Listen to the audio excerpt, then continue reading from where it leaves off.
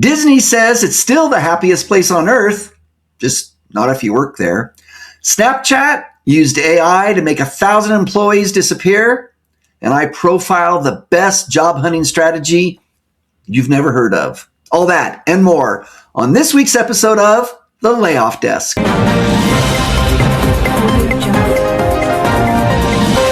Hello, everyone. I'm Bill Becker, and welcome to The Layoff Desk.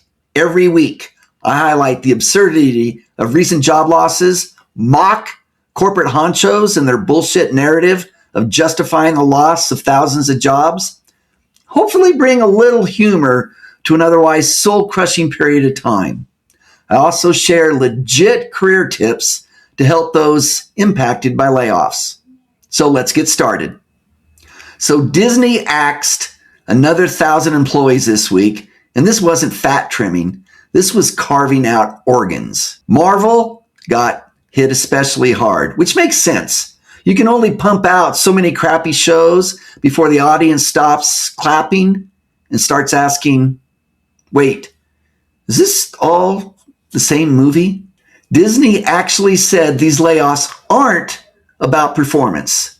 They actually put that in the press release. So you can do everything right, hit every deadline, help build billion-dollar IP, and still get sacked. You weren't part of the problem. You were part of the expense line. The real fantasy at Disney? Job security. On to Snapchat. Snapchat layoffs are actually on brand. Employees disappearing faster than the messages. 1 minute you're there, next minute, poof. Not fired, just expired. And the wild part? At least your snap streak gives you a warning before it dies. At Snapchat, your career just opens and suddenly there's no reply. They didn't cut jobs. They just updated the workforce to viewed. No notification, no explanation, just a tiny ghost icon hovering over your paycheck like seen 2 minutes ago. And at least they're consistent. No one knows Snapchat really does anymore, including the people they just laid off. Honestly, if you got laid off there, you probably found out the same way you find out everything else about that app. Confused, slightly embarrassed, and wondering who screenshotted your exit interview. On to this week's career tip.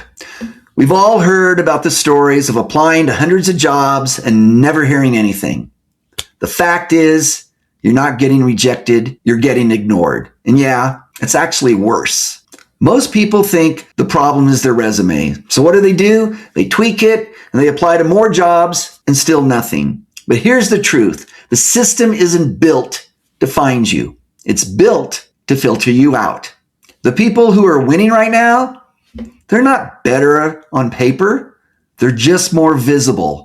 That's why I put together this 100-page book called Get Seen, Get Hired, the Video Job Search System. And just like digital sales rooms that I profiled in the last episode, video helps you get seen and allows you to tell your own story in your own voice.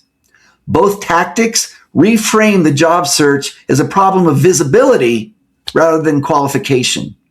When everyone looks the same on paper, the only way to stand out, stop being on paper. Get Seen, Get Hired offers a detailed strategy for using video for your job search. It's a step-by-step process for creating your video message, how to deliver it, and the best way to follow up. Don't wait to be discovered. Make yourself visible, because the moment people actually see you, your hope for a new job is no longer wishful thinking. Look for the link in the comments to get your copy today.